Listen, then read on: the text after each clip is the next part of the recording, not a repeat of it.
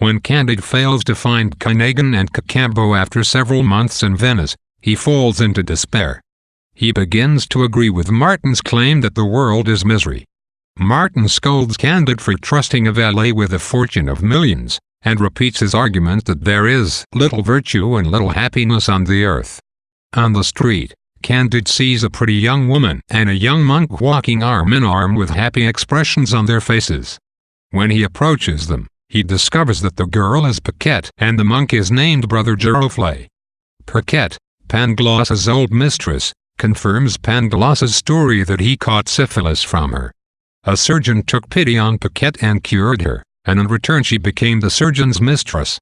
The surgeon's jealous wife beat Paquette every day, but the surgeon tired of his wife and poisoned her while treating her for a common cold.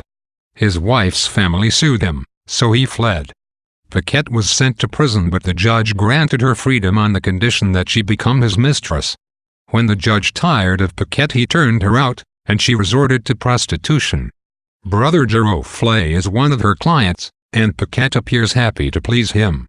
Giroflée's parents have forced him into the monastery to increase his older brother's fortune.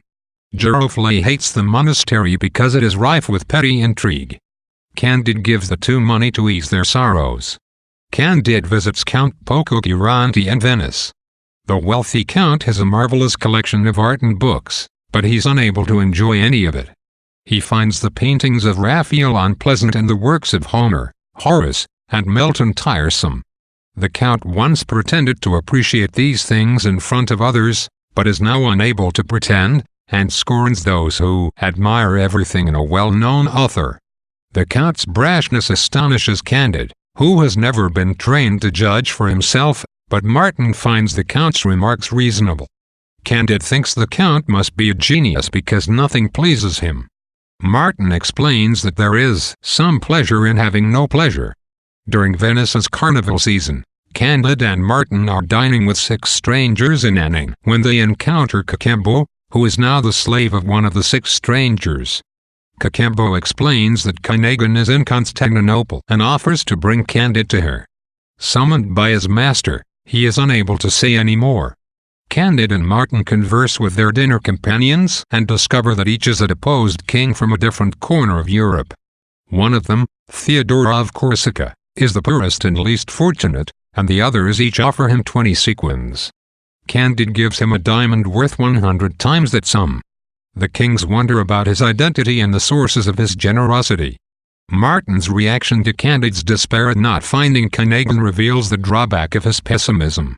Instead of attempting to comfort or even distract his friend and benefactor, Martin gloats over Candide's distress to further confirm his own worldview.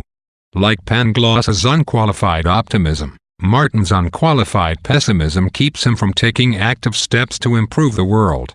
Still, that pessimism is further confirmed by the story of Giroflée and Paquette, an apparently blissful young couple whose idyllic appearance masks misfortunes much like those every other character has encountered. Martin warns Candide that throwing money at their problems will not erase them, a warning that bears fruit in the remaining chapters. After all, Candide's wealth has multiplied his problems rather than eliminated them.